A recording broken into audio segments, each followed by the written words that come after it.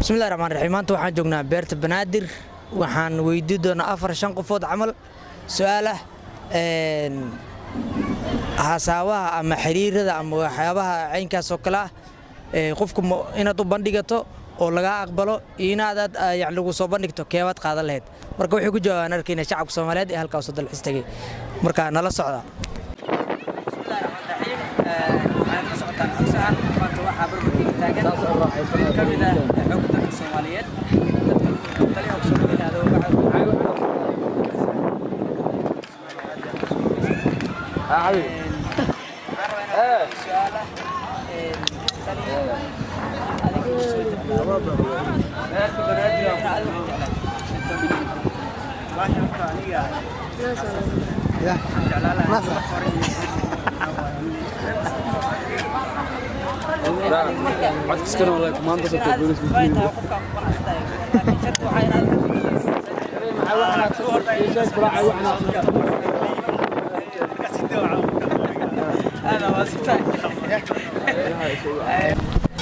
السلام عليكم ورحمة الله وبركاته waxaan kala socotaan xogsahan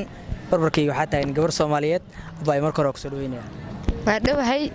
second magacaygu waa Kiraame Maxamed Xasan waxaan rajay doonaa su'aasha ay weydiin doonto su'aal fudud inay noqoto soo daana okay su'aasha ku weydiinay waxay u dhacaysaa dhalinyarada saad muxuu ahay ka warqabtid dhalinyarada xiriir waa iid waa sameeyay way wax bandhigataa jacayl oo bandhigataa idin oo la soo bandhigtaa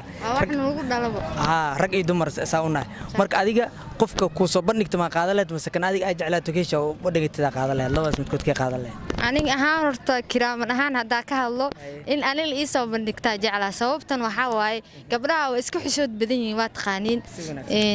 sida darteeda u dhahay in anil ii soo anoo xatay ani ina oo jecel xatay waxa jeclaa inuu asag ii soo bandhigto marka okay kan adiga ku jecel oo maxaa ku yiraahdaa oo عندي كان هذا كجعل أما فول حماده أما قرحون هذا الله بجوره وقفك سوق دوس عذاب مقتل لكن هذا كان هذا نسود هذا أصيل لهيد iyo inuu asux ku soo bandhigto sayis kale ilsin kartaa markaa aniga horta fool xumo horta ma qaato fool xumo horta ma qaati laakiin hadii ahaan lahayd mid fool xun labadooda ani hadaa aan jecelahay ama ay mid qurxoon mid fool xun ay jecel yihiin keedo qayyaha raaci lahaa oo wax ku soo bandhigto hadii ay soo kala hormari lahaa ay soo kala hormaa xataa yani labadooda mid ka soo hormaraa qaadan lahaa okay oo shakil aan اوكي هذا هو مستوى ولا شيء بسم الله الرحمن الرحيم waxaana kala socotaan xogsan isfor iyo xamar walaashii marka hore ku soo dhaweynaya waa dhawaay okay waxaan ku weydiinaa su'aal ah waxaan nahay dhalinyaro